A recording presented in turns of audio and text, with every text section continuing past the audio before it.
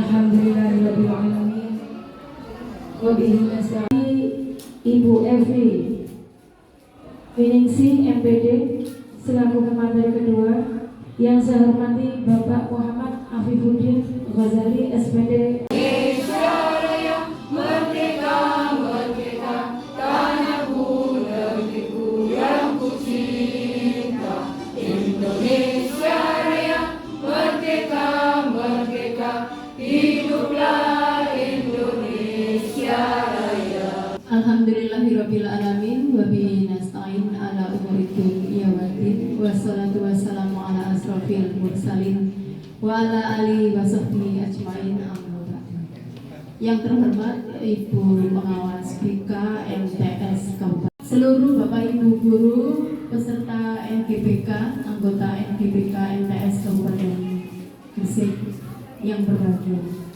Rasa syukur kita limpahkan karena atas berkat dan rahmat yang telah Allah berikan sehingga kita bisa berkumpul di tengah-tengah ini dalam keadaan sehat walafiat. Beserta kedua orang tua kami, beserta guru kami, anak-anak kami, para pemimpin kami. Saya mohon ini nanti akan membawa hasil dan manfaat yang sangat besar bagi perkembangan keprofesian guru BK di Kecamatan Kabupaten Gresik.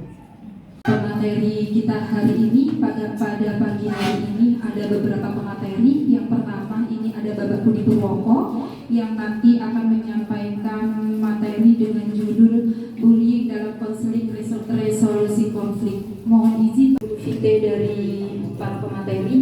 Yang pertama yaitu di sini ada Profesor Dr. Budi Purwoko MPD, kelahiran Wonogiri 15 Maret 1972, pangkat atau golongan pembina utama. Pagi semuanya. Mohon izin Bapak Ibu kita sharing lagi. Misalnya kita sudah pernah ketemu di PKB ya, itu kan semacam desain perencanaan setiap tahun sudah dilaksanakan, jadi itu diadopsi. Bahkan saya mendengar SMP ini merupakan percontohan untuk tiga nama anak ya Bapak Ibu, sehingga kalau itu merupakan percontohan nanti sebenarnya teman-teman bisa saling sharing begitu, menyampaikan apa yang sudah dilakukan dan best practice yang ada. Ini connected sekali. Jadi kenapa saya bahas konflik? Karena kekerasan itu disebabkan keniscayaannya oleh konflik. Jadi kalau kekerasan itu berhimpitan dengan balik gitu ya, perundungan itu, maka niscaya di balik perundungan itu ono masalah konflik gitu. Sumber itu tidak kita atasi ya, kondoai ini tidak atau kan kita punya energi yang tersia-siakan misalnya.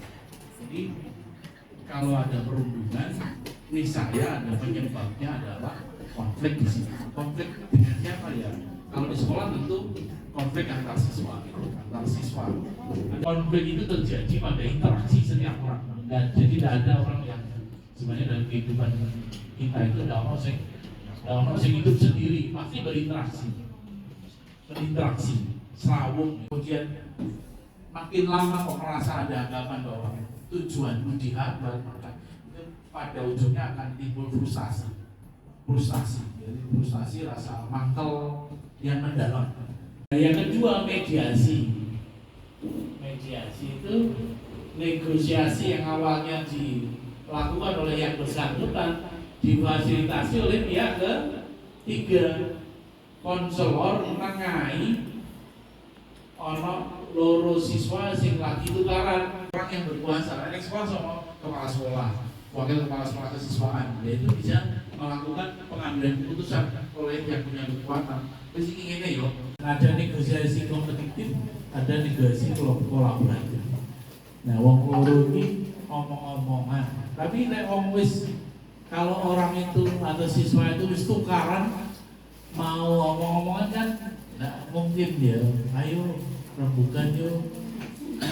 Jarang sing ngono ki sing ngejak rembukan jarang. Biasanya podo egoisnya. Jadi sebagai psikiater ada di sana bisa menyampaikan. Jadi pada pembahasan ini sudah bisa diberikan kewenangan masing-masing untuk ngomong-ngomongan, dan dalam bahasa komunikasi itu ada informing, ada opening, ada uniting, IOU ya. Pertanyaan saya, ya. Saya di madrasah itu kalau bullying, skema strategi apa saja itu sudah saya rencanakan, saya susun pada program bimbingan konseling. Mulai awal saya tata, kemudian aturan saya buat, saya sosialisasi, saya mengajak kerjasama antara pihak-pihak yang terkait. Ya, tetapi saya itu tidak bisa kontrol bahwa pendidikan di madrasah itu cuma 8 jam. Apa yang dikatakan Bu Mas Mustalifah itu benar. Karena apa? Kalau di sekolah memang tanggung jawab sepenuhnya adalah Bapak Ibu Dewan Guru. Ya. Tetapi di sekolah itu masalah bullying itu bukan dari Bapak Ibu Guru saja, tapi semua yang terlibat di madrasah, baik orang tua, ya, dan seterusnya. Ya. Permasalahan yang sering saya alami itu adalah permasalahan bullying yang timbulnya itu dari rumah. Kalau perilaku bullying itu berada di sanawiyah, bisa segera dilaporkan ke Bapak Ibu Guru atau langsung ke BK. Kemudian kalau kita bicara masalah batasan bullying yang dilakukan oleh atau kebiasaan yang dilakukan di rumah, nah kita kan sebagai guru BK itu pasti ada batasannya sampai mana kita terjun ngurusi rumah tangganya orang, kan gitu ya. Kita tidak bisa langsung masuk ke ranah bagaimana, kenapa kalau sampai orang tuanya nggak polis dan sebagainya. Yang pasti yang kita atasi hanya fokus pada peserta didiknya saja. Dari data bullying tadi untuk Sekermania yang termasuk anak PAN, kebetulan di tahun ini ada di MTSN. Kebetulan anaknya sekarang kelas 7, yaitu anak binaan dari Bu Komaria. Insya Allah sekarang masih proses, Pak. Jadi berulang kali mulai dari semester 1, tapi tidak tahu detailnya seperti apa. Itu proses penanganan hingga kini. Jadi panggilan orang tua, pendampingan, anaknya masuk sering konseling rutin. Nah, bahan yang sering disinggah, itu sudah biasa gitu, Pak. Tidak, kalau itu terjadi saya waktu kecil dulu. Jadi saat itu ya biasa-biasa aja, tidak menjadi sesuatu yang rumit seperti sekarang gitu. Harus sekarang kan pengetahuan saya bullying itu ada bullying verbal, apa terus tindakan, medsos. Di perkuliahan dikenalkan individual differences, perbedaan, dan juga dikenalkan bahwa setiap individu yang latar belakang berbeda tidak harus ditangani dengan sesuatu yang sama. Nah, itu angel gitu ya. Angel tentang, jadi di BK itu kelenturan dalam mengambil keputusan itu ditakar oleh para guru BK itu.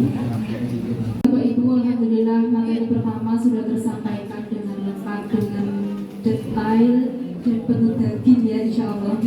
Materi dari Pak Bidi, alhamdulillah semuanya cukup antusias ya, sharing bareng, belajar bareng. Terima kasih sekali lagi, beri tepuk tangan Bapak Ibu Guru kepada pemateri kita. Langsung pada penyampaian materi kepada beliau kami persilahkan. Tersebut dengan Bu Sita. Oke. GBK, jadi mungkin nanti akan lebih banyak sharing-sharingnya. Sambil saya juga akan sharing beberapa pendekatan konseling yang bisa mungkin nanti akan diterapkan di sekolah. Sedangkan saya sendiri itu fokusnya memang lebih kepada konseling ya Bapak Ibu, bukan ke bimbingannya. Jadi mungkin kalau ada kasus yang lebih ke konseling, mungkin nanti ya saya akan coba untuk membantu memberikan insight. Tapi karena saya memang benar-benar baru di UNESA, baru September kemarin saya nyemplung sebagai dosen BK, lulusnya 2022. Jadi saya yakin Bapak Ibu punya pengalaman yang lebih banyak daripada saya. Apalagi untuk menangani kasus-kasus yang spesial di sekolahnya masing-masing. Seperti itu. Nah, untuk judulnya di sini kemarin saya ada sedikit salah untuk setor judul. Karena di sini saya lebih kepada ke penanganan bullying bagi korban dan pelaku. Kenapa kok nggak hanya korban saja? Ternyata pelaku pun itu juga membutuhkan konseling. Jadi kita nggak hanya menangani korban saja, tapi juga pelaku. Resiliensi korban kita juga bisa untuk menurunkan tendensi perilaku bullying itu. Kemudian ketiga adalah pendekatan dan teknik konseling individual. Sebenarnya banyak sekali teknik dan pendekatan yang bisa dipakai. Ini dapat bisa saya simpulkan dari kasus ya, dari data. Kondisi perundungan di Indonesia ini cukup mengkhawatirkan. Dengan kasus tahun 2023, periode Januari sampai Agustus saja, dari bulan 1 sampai ke bulan 8 itu ada 87 kasus yang tercatat. Terus bagaimana dengan sebelumnya? 27 kalau saya nggak salah ingat angkanya. Kemudian di tahun 2021 kelihatannya turun, ada 53. Tapi fisik. Tapi pada saat itu kan COVID ya. Jadi ternyata kasus untuk yang cyberbullying malah yang tinggi, sekitar 164-an. Kemudian di tahun 2022 itu yang fisik karena sudah mulai balik kan, trennya yang fisik naik lagi, sekitar angka 226 kalau tidak salah alami perundungan. Di tahun 2022 itu naik lagi. Karena SMP pun juga begitu, yang SMA pun juga begitu. Jadi trennya untuk perundungan ini memang naik seperti itu Pak Ibu. Jadi ini memang cukup mengkhawatirkan. Itu juga bisa jadi. Nah, tugasnya sebagai seorang konselor itu mencoba untuk menemukan titik temu di situ. Apalagi kan sekarang paradigma sudah berubah ya Bapak Ibu. Dari yang dulunya kolaboratif, apalagi di Indonesia kolaboratif kemudian lebih ke egosentrisme. Itu kita coba untuk mencari jalan temu. Cuman ini ada sedikit tren yang saya lihat. Kalau di Indonesia itu mengikuti Barat, di mana mulai dari kolaboratif kemudian jadi egosentrisme. Tempelkan di mata, dalam hitungan 1, 2, 3 balikkan itu dan bentuknya masih sama. Balikkan seperti ini. Berbalik aja ya. 1, 2, 3. Oke ya. Dalam waktu yang cepat ya. 1, 2, 3. Ada yang seperti ini? Ada yang bisa seperti ini? Ada yang bisa seperti ini? Gini. Itu dia menyadari bahwa seharusnya itu saya itu dicintai sepenuhnya oleh orang tua saya. Tapi ternyata di dunia nyata dia itu ternyata malah dirunduk oleh orang tuanya sendiri. Akhirnya persipur dunia yang biasa dari adalah ternyata perundungan itu bisa dilakukan. Ternyata itu adalah hal yang wajar. Nah, terapi realitas di sini adalah coba untuk membenahi yang persipur ini agar ini berimbang untuk mengubah di situ dia hijau loh Pak Ibu. Untuk kasus bullying memang sangat sekali tempat kami, terutama ini juga ada anak pondok, bukan hanya anak bajak, ada juga anak pondok yang tinggi sekali terjadi di asrama terus lanjut di sekolah seperti itu. Dan kebanyakan kasusnya itu berkelanjutan. Nah, yang ingin kami seperti yang tadi rumah maaf yang sudah disampaikan, insya Allah sebagai besar sudah kami lakukan gitu. Tapi kok untuk memutus mata rantai ketika dari senior ke junior seperti itu kami belum secara realnya belum menemukan jalan yang bisa memutus mata rantai itu gitu. Dari senior ke junior, terus juga dari yang anak-anak ke anak yang diam seperti itu. Jadi rasanya menjadi penyakit yang menular. Itu yang masih kami sulit untuk melepaskan permasalahan tersebut. Saya pernah bisa menjawab, nanti mungkin bisa dibantu sama Prof. Budi.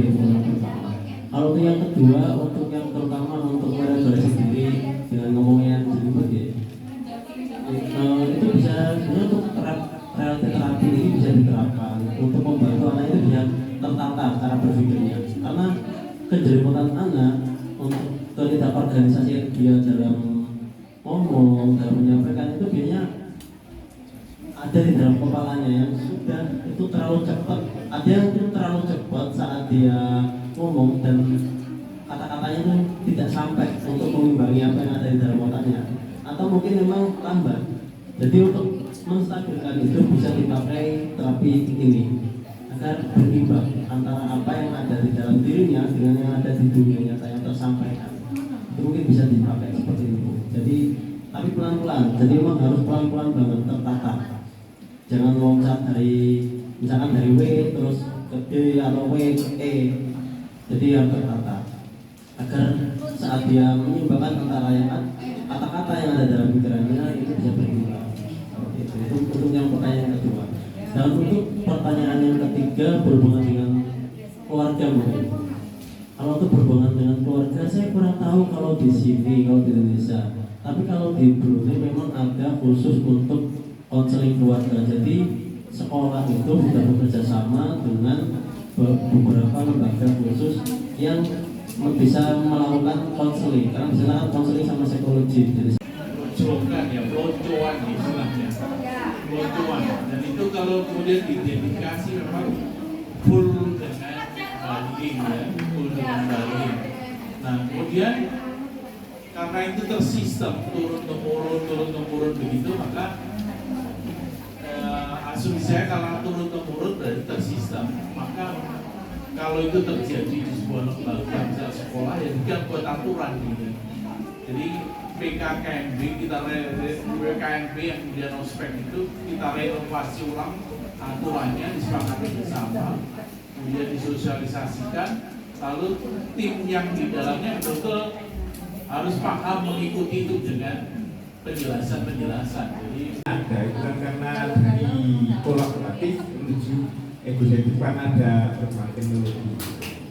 Nah, tadi kok persentasenya yang dibesarkan di Indonesia pada di Barat juga itu kan ada transisi itu kan dari kolaboratif menjadi ekosistem.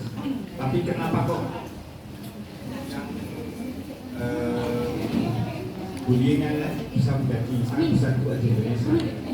Apakah itu tidak karena terlalu lebay atau pemahaman ini sekolahnya ini rendah masuk. Kalau BK, kalau saya bisa anggap lagi pengertian. Terus yang masalah betul harus nggak. Nah, karena itu karena yang bermasalah bukan anaknya, melainkan yang lain itu saling lapor. Dalam artian Pak, ini tidak masuk kok, tidak pernah ditangani, tidak masuk tidak berarti. Apa yang saya lakukan pada saat saya kuliah dulu, praktek saya itu realita terapi. Ya, terus terang, kalau tapi ya mohon maaf, entah itu saya kurang profesional atau gimana, yang jelas saya nggak mau mikirin.